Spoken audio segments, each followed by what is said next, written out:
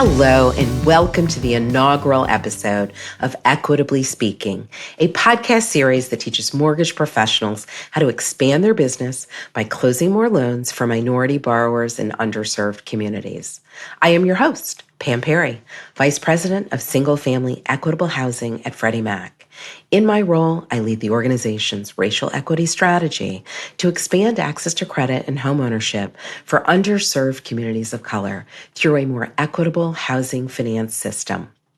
This new podcast series, Equitably Speaking, is just one of the ways in which Freddie Mac is working to help mortgage professionals close the homeownership gap and address the unique housing challenges facing borrowers in underserved communities of color.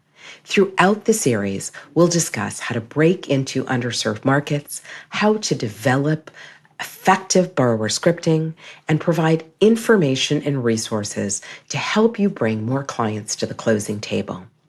Today's guest is someone you're probably already familiar with, mindset and business coach, national speaker, and host of the Mortgage Marketing Expert podcast, Phil Treadwell. Phil, we are delighted to welcome you as our first guest on the Equitably Speaking podcast. Pam, thank you so much for having me as the first guest on this incredible podcast. Yeah, I've been in the mortgage business for 19 years. I've served in a lot of capacities as a loan officer, as a manager, as a non-producing executive within companies. And I will say that teaching fellow loan officers how to expand their business and reach other markets is something that I'm super passionate about and something I do in my current role as a coach and consultant with M1 Academy. Phil, your breadth of experience in the mortgage industry makes you the perfect guest for our inaugural episode. As you know, we're currently in a challenging housing market, which has stalled not only borrowers, but also lenders. I want to start off discussing how loan officers may be able to grow their business in the current market environment.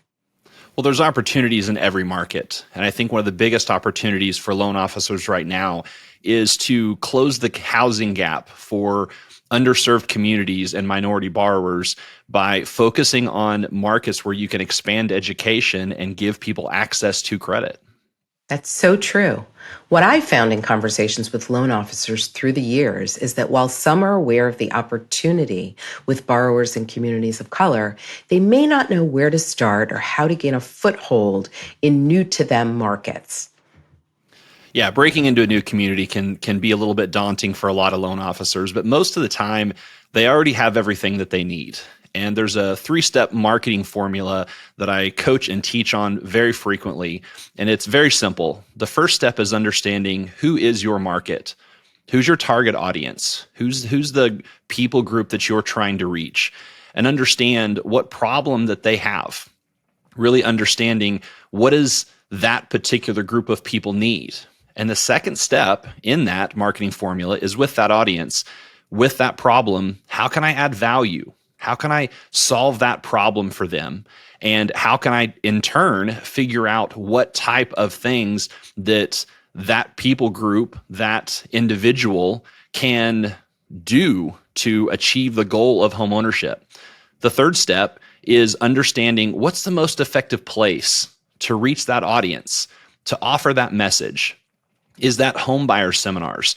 Is that providing content online, on social media? Is that partnering with other trusted professionals within the community or just being in the community? The most important thing is to get creative and really understand where can I go to show that I'm an expert, that I'm uniquely positioned to provide that value to that audience.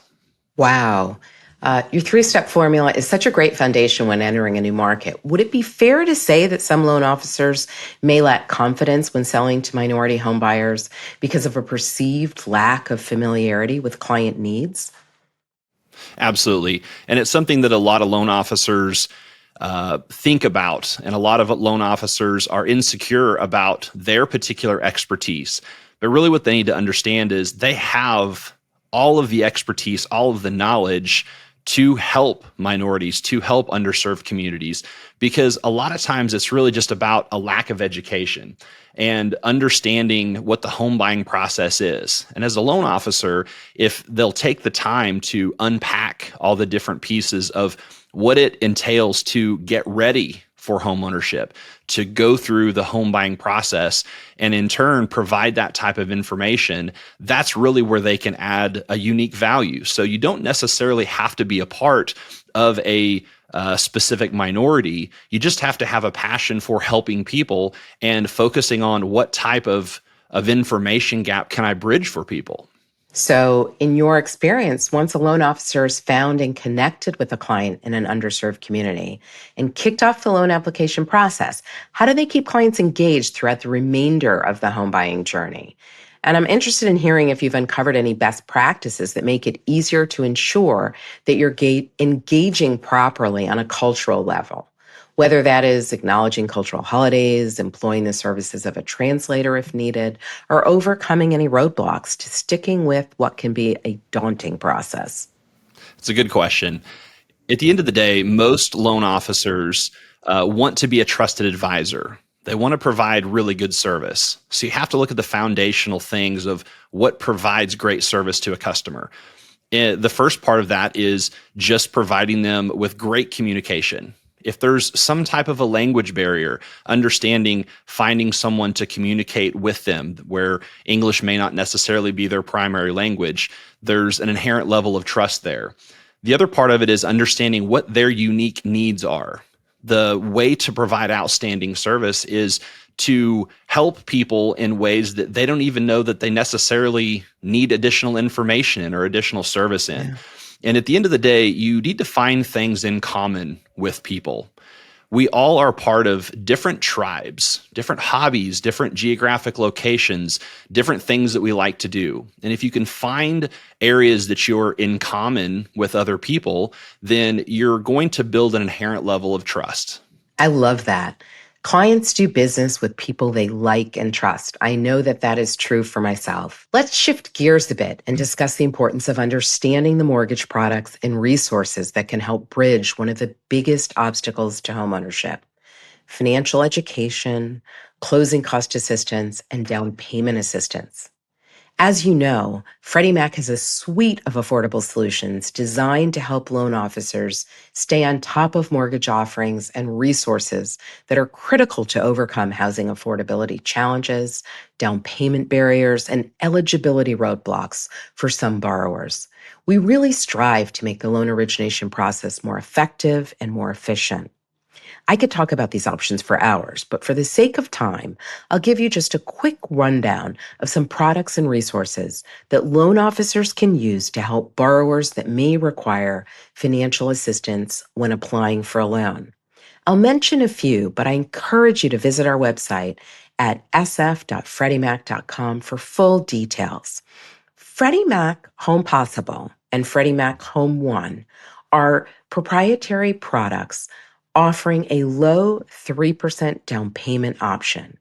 In addition, Freddie Mac Home One has no geographic or income limits for eligible borrowers. Green Choice Mortgages help borrowers who want to finance the cost of energy efficient improvements and enjoy the benefits of an energy efficient home, which may include lower utility costs.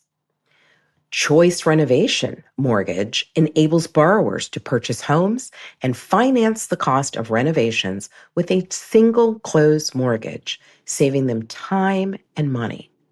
For more information, again, visit SF, and that stands for single family, sf.freddiemac.com.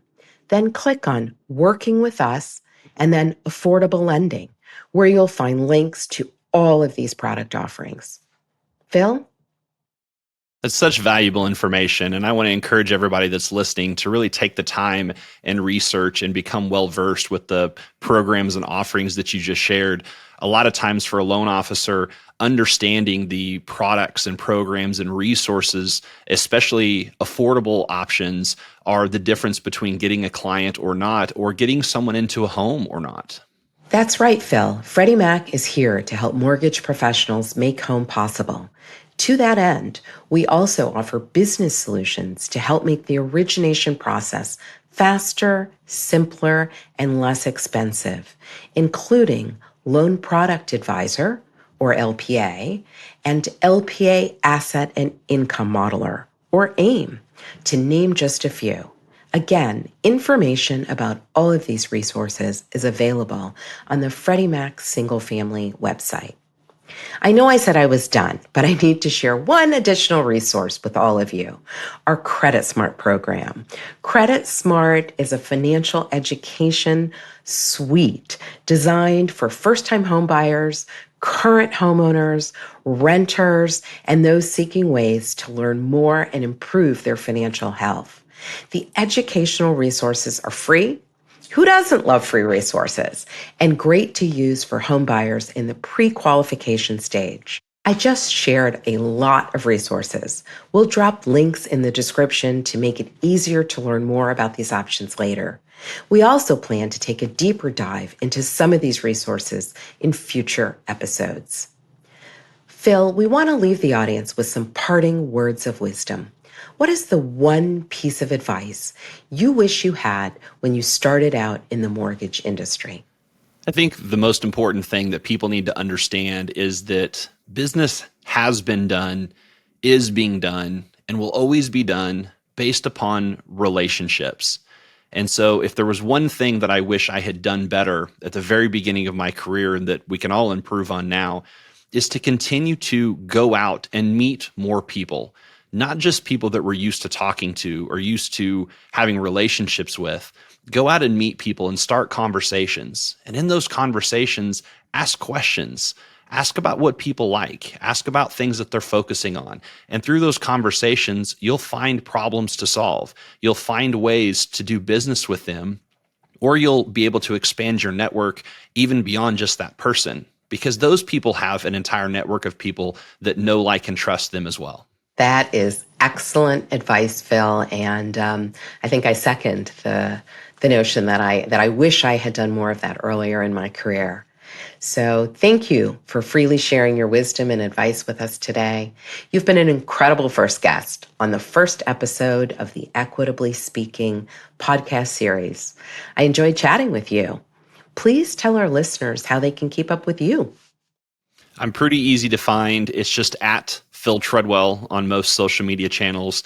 If someone wants to listen to my podcast, they can go to mmepodcast.com. That's Mortgage Marketing Expert podcast.com, or you can just go to my website at philtreadwell.com. Thank you, Phil. This concludes the first episode of Equitably Speaking, a podcast series that teaches mortgage professionals how to expand their portfolio and close more mortgage loans for borrowers in underserved communities. To learn more about the products and services mentioned in this episode, visit sf.freddiemac.com, click Working with Us, and then Affordable Lending. If you enjoyed this episode, please rate it, hit the subscribe button to make sure you don't miss an episode, and share it with your colleagues. Thank you for listening.